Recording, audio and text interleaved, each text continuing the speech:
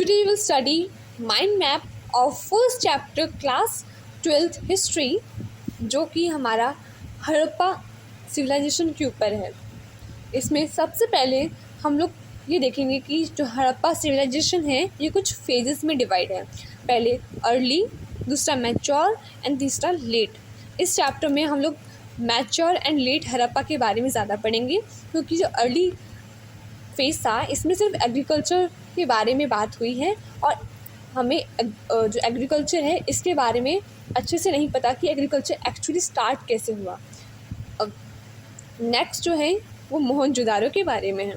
मोहनजोदारो जो एक ऐसी सिटी थी, सिटी या टाउन कह लो, जो एकदम प्लान था और यहाँ पे एक साइड सिटाडल था, दूसरी साइड लोअर टाउन था। अब जो सिटाडल था वो ऊंचा था और जो लोअर टाउन था वो डाउन था। अब ये हायर था, यानी कि इसका एक सरफेस प्लेटफॉर्म बना रखा था, और जो लोअर टाउन था वो इतना ज़्यादा उसमें कोई बड़ा सा प्लेटफॉर्म नहीं बनाया था नीचे से, और इतना अच्छा वेल फोर्टिफाइड भी नहीं था। अब यहाँ की जो एक हम ग्रैंड थिंग बोल सकते हैं, यानी सबसे अच्छी चीज़, वो है ग्रेट बाथ। ये जो ग्रेट बाथ था वो रेक्टेंगुलर शेप में है, एंड जो ग्रेट बाथ है इसके नॉर्थ एंड साउथ साइड में स्टेप्स हैं, सीढ़ियाँ हैं। यहाँ पे वेयर हाउस मिला है।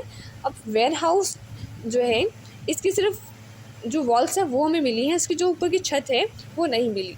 ये माना जाता है कि इसकी जो छत है वो मे बी वुड की रही हो, क्या पता वो डिकम्पोज हो गई हो। और यहाँ की जो रोड्स एंड ड्रेनेज थे वो 90 डिग्री एंगल पे कट करते हैं।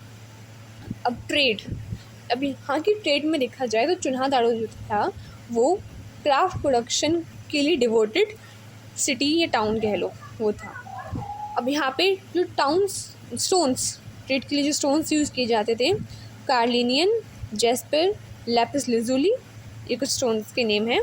दूसरा मेटल, यहाँ पे gold, copper, bronze and tin, इन सब का व्यापार होता था। टेराकोटा मॉडल्स बनाए जाते थे, और जो लोथल है वहाँ पे एक शिप का टेराकोटा मॉडल मिला है।